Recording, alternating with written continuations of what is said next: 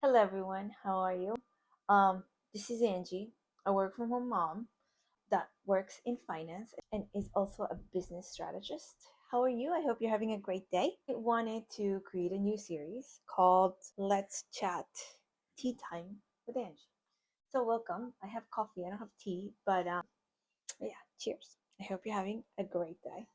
Um, Today, I wanted to share with you about my experience of, what I learned about being a work from home mom. And there are a few things I wanted to share with you in case you are a working parent or you're going to become a working parent, meaning you work now and you're going to become a parent. And there are a few things that I think are good to know, and a few things that I think I wish I knew before having kids that I had to learn the hard way. So stick around and let's have a little chatting time. All right. So working full time and being a parent is a crazy responsibility.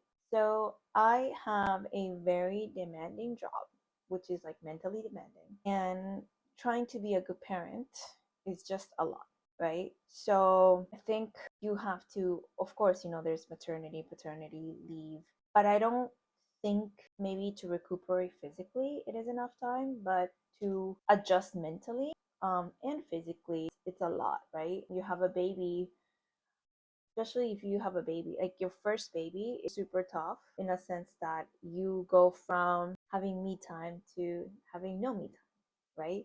And everything is so new and everything like just feel like, or if I remember correctly, like every month is a new thing. Every month is a new event. Every month is like something new that you have to get adjusted to.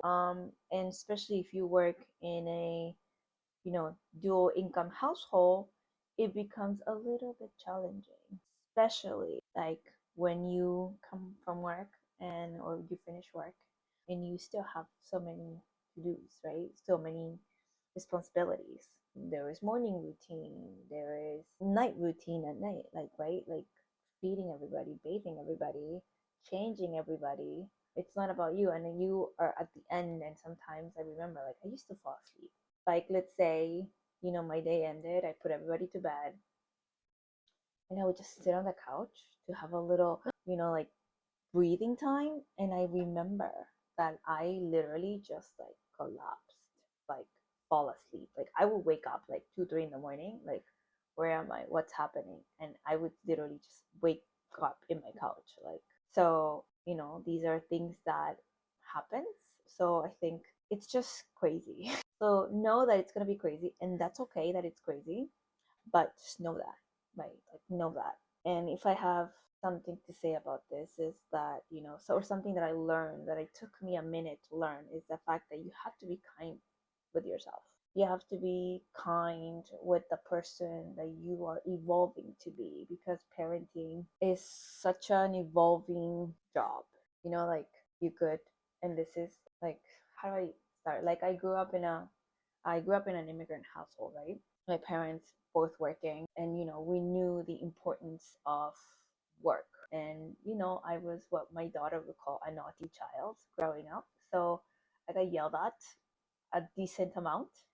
And I think when I started yelling at my child, it was so difficult for me. Like I used to cry at night, and then that was the first time I understood my parents. Like because my I remember when my mom would yell at me and then she would cry after, and I would be like, "What is wrong with her?" But now I understand. It's the guilt, right? It's the mom guilt that you feel. So just know that. I think one of the things that I take, or that I learned, and I would like people that are having kids to know, is to be kind to yourselves, but also to know that you are learning, just like your baby's learning to like do things by his or herself. You're also learning to be a parent. So be patient with yourself, right? Kids are just so adaptable and they're just so intelligent.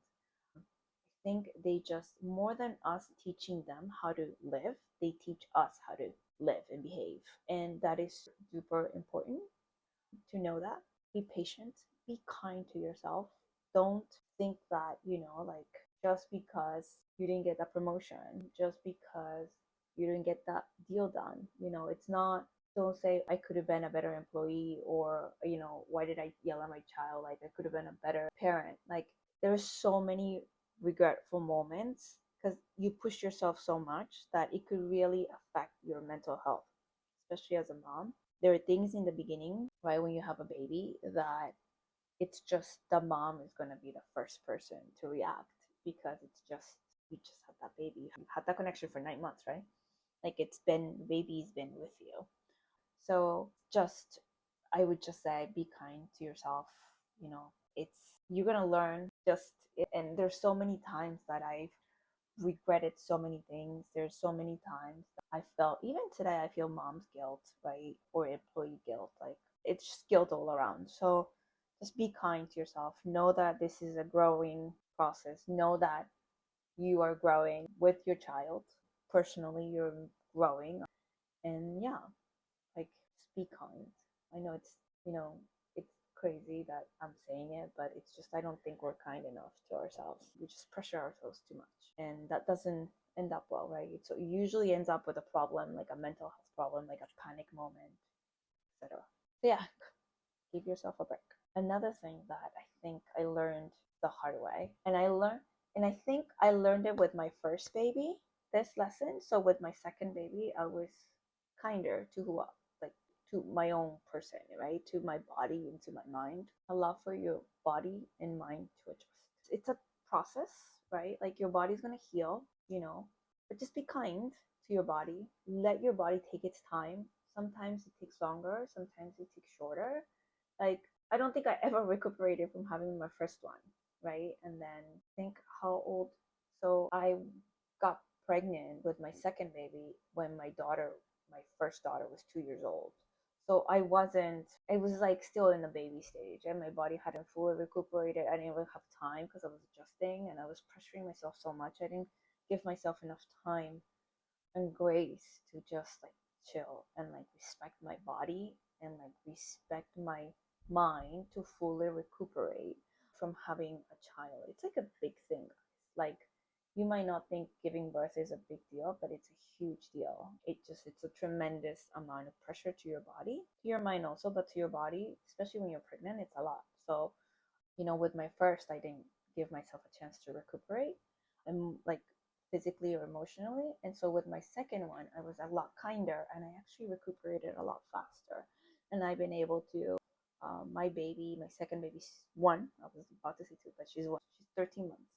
So I learned from my first baby that now my second baby, I've been able to give myself grace, give myself time, respect the process of like getting better and recuperating, right? And also, I had a very difficult second pregnancy, so I think that also kind of forced me to chill physically and mentally. So it's something that I guess you have to do this every time you have a child. Like, just respect your body and your mind and let it settle in its own time. Just like children learn in their own terms and their own time, your body needs to also chill, like heal in its own time. And the last thing that I wanted to kind of close this with was help. I am the worst at asking for help. I just don't know how to say, please help me. I even have trouble saying this to my husband, which is crazy. I've been with my husband for like 12 years, and I still have difficulty saying, help me. So, it's not a shameful thing. It's fine. It's okay to ask for help your parents, ask for help your brother. And I still do have, like, I feel bad asking for help. And my parents think I'm crazy, that I feel bad asking their help. And sometimes the way that I try to convince myself to ask for help is, if my daughter needed help, my daughters needed help, would I help them? And my answer is, of course I would help them. They're my kids. So the same thing, like I think, okay, then put yourself in your parents' shoes. Like, wouldn't you want them to help you? Then that's how I convince myself to ask for help. So yeah, ask for help. It's really important. Sometimes you just need to sleep. Sometimes you need a date night. Sometimes you need to breathe. Sometimes you just need time. So ask for help. Ask your partner for help. Ask your spouse for help. You know, this past weekend I needed like time for myself because my kid's been sick for like a whole week, and I was just sick and tired of taking care of them. I know it sounds horrible, but it is what it is. So I was just tired of like taking care of sick people. And I've myself been sick, right?